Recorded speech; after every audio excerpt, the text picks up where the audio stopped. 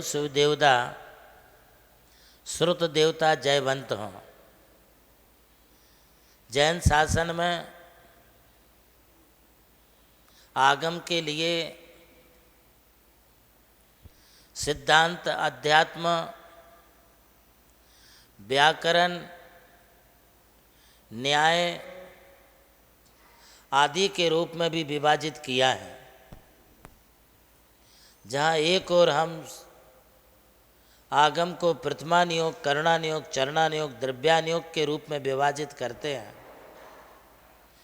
वहीं दूसरी ओर अध्यात्म, न्याय, सिद्धांत, व्याकरण, ज्योतिष, आयुर्वेद आदि अनेक रूपों में भी हमारा ये आगम देखा जाता है।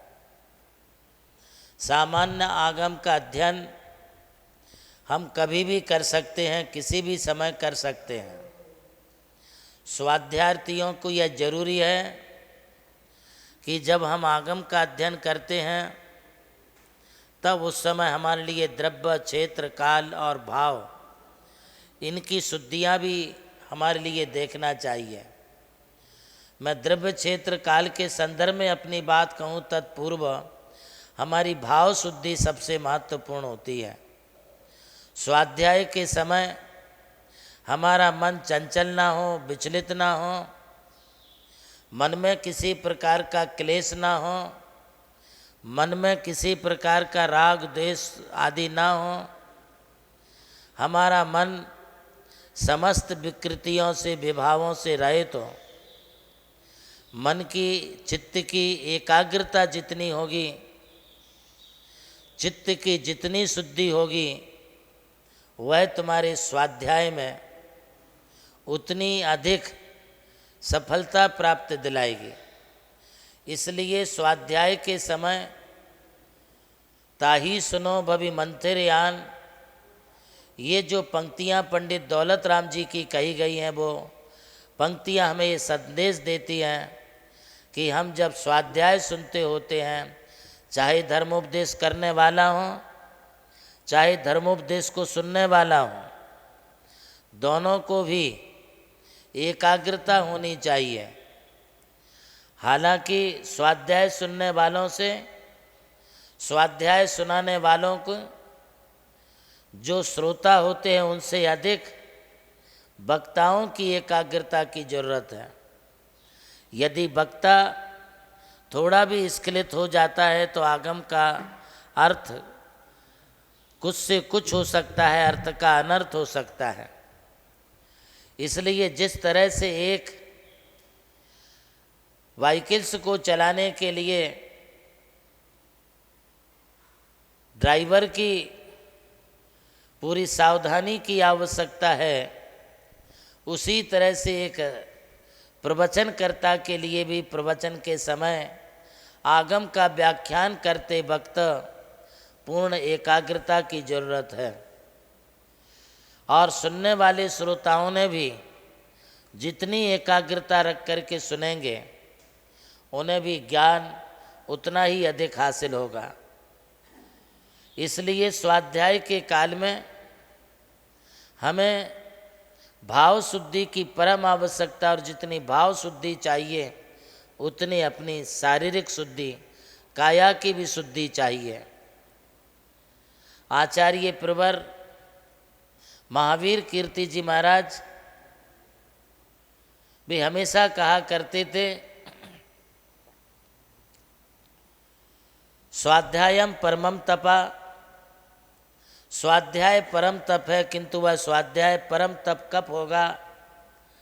जब हम मन वचन काय की शुद्धि से इस शास्त्र को पढ़ें, शास्त्र का अध्ययन करें। हमारे हाथ पांव शुद्ध होना चाहिए, मुख शुद्धि होनी चाहिए, शरीर में किसी प्रकार की कोई अशुचिता नहीं होनी चाहिए। जब आगम ग्रंथों का अध्ययन करते होते हैं तब शरीर में कोई भयानक बीमारी नहीं होनी चाहिए, शरीर से किसी प्रकार का रक्तस्राव आदि नहीं होनी चाहिए। जिस समय स्वाध्याय करते होते हैं उस समय मुख शुद्धि होनी चाहिए, अर्थात मुख झूठा नहीं होना चाहिए। जो श्रावक लोग स्वाध्याय करते होते हैं वे श्रावक लोग स्वाध्याय के समय अपने वस्त्रादि की भी शुद्धि रखें। ये सब काया की शुद्धि है, शरीर की शुद्धि है। शास्त्र की पढ़ते समय बड़ी विनय रखें। शास्त्र को हम सिर माथे पर लेकर के ऊंची चौकी पर विराजमान करें। नाभि से ऊंचा अपना शास्त्र हो। शास्त्र के लिए पढ़ते समय गीले हाथों से ना छुएं, तेल के हाथ ना लगाएं। बहुत विनय हमारे लिए रखनी पड़ती। जितनी आप काया की, मन की, वचन की शुद्धि रख के शास्त्र पढ़ेंगे उतना अधिक ज्ञान की वृद्धि आपको होगी।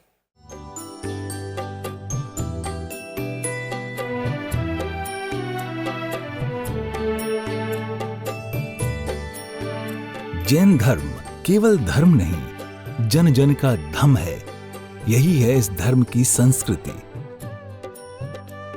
सन 2010 चातुर्मास के दौरान मांगी तुंगी और गजपंथा की तीर्थ यात्रा के बाद एक रात्रि गजपंथा की पहाड़ियों पर विश्राम करते समय आचार्य श्री देवनंदी जी महाराज को एक दिव्य स्वप्न प्राप्त हुआ। स्वप्न में उन्होंने देखा कि एक ऐसा तीर्थ जिसकी कोई कल्पना भी नहीं कर सका था, एक ऐसा स्थान जहां पंच परमेष्ठियों की भव्य मूर्तियां हों, एक ऐसा समव शरण जो समर्पित हो जैन धर्म की शाश्वत परंपरा को। उस दिव्य संकेत को जीवन में उतारने के लिए आचार्य श्री कुंथलगिरी की ओर विहार पर निकल पड़े। वहां एक श्रद्धालु ने अपनी भूमि पूज्य गुरुदेव को समर्पित की और यहीं से आरंभ हुई मुंबई आगरा हाईवे NH3 स्थित णमोकार तीर्थ के निर्माण की महायात्रा। ये वही भूमि है जिसे राम टेकड़ी कहा जाता है, जहां भगवान रामचंद्र जी ने 12 लाख वर्ष पूर्व तपस्या की थी। आज यही भूमि बन रही है जैन संस्कृति का जीवंत प्रतीक णमोकार महातीर्थ। यहां बन रही है 51 फीट ऊंची अरिहंत परमेष्ठी की मूर्ति, चारों दिशाओं में 31-31 फुट ऊंची अन्य परमेष्ठियों की मूर्तियां। कुल मिलाकर एक अद्वितीय समवशरण की रचना है जिसका वर्णन Guinness book of world record में दर्ज हो चुका है।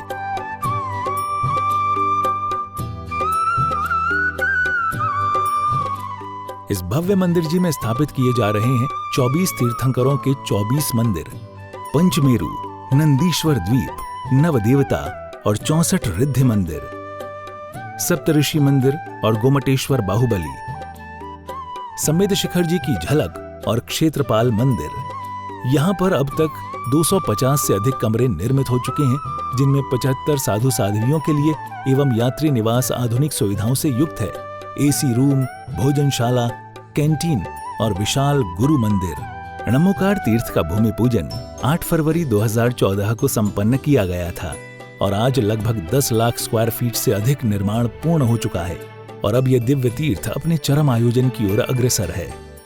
2026 में जिन शासन के वरिष्ठतम आचार्य परम पूज्य साधना सम्राट गणाधिपति गणधराचार्य श्री कुंथु सागर जी महाराज के सानिध्य में एवं परम पूज्य प्रज्ञा श्रवण सारस्वताचार्य श्री देवनंदी जी महाराज की प्रेरणा एवं निर्देशन में 400 से अधिक साधुओं की उपस्थिति में आगामी 6 से 13 फरवरी 2026 में णमोकार तीर्थ का भव्याति भव्य अंतर्राष्ट्रीय पंच कल्याणक प्रतिष्ठा एवं महामस्तकाभिषेक महोत्सव का आयोजन होने जा रहा है। खुल रहा है पुण्य का द्वार, जो करेगा भव पार।